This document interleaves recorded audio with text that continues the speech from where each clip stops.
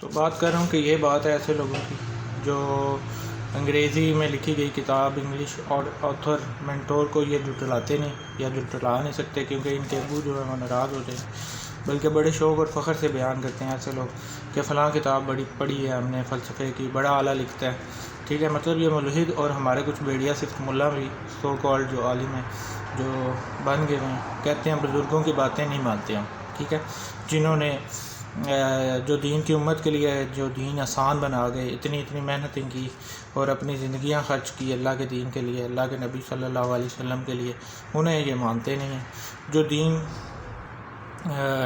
کیونکہ ان کے کرامات اور باتیں انہوں نے دیکھی نہیں ہیں، ٹھیک ہے، تو دیکھے بنا کیسے مان لیں، تو یہ دوگلا پن ہے، ٹھیک ہے۔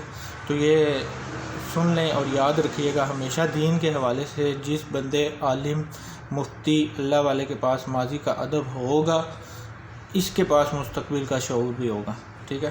تو ماضی اور حال کو مستقبل سے ملا کر دیکھنے والا ہی متقی ہوگا، ٹھیک ہے۔ تو پھر سے ایک دفعہ یہ ڈیفینیشن سن لیں آپ، یہ کہ ہمیشہ دین کے حوالے سے جو بھی کوئی بندہ عالم مفتی یا اللہ والے، ٹھیک ہے، اولیاء اکرام کے پاس، کسی کے پاس ماضی کا ادب ہوگا، تب ہی اس کے پاس مستقبل کا بھی شعور ہوگا، ٹھیک ہے۔ تو ماضی اور حال کو مستقبل سے ملا کر دیکھنے والا ہی اصل میں متقی ہے، ٹھیک ہے۔ تو یہ بات ہے متقی ہونے کی، یا تقویٰ کسے کہتے ہیں، ٹھیک ہے، اس حوالے سے۔ تو آئندہ انشاءاللہ پھر اس حوالے سے یا اور کسی ٹاپک سے پہ بات کریں گے۔ اللہ تعالیٰ اس ملک قوم اور امت پر اپنا خاص کرم کرے، رحم کرے۔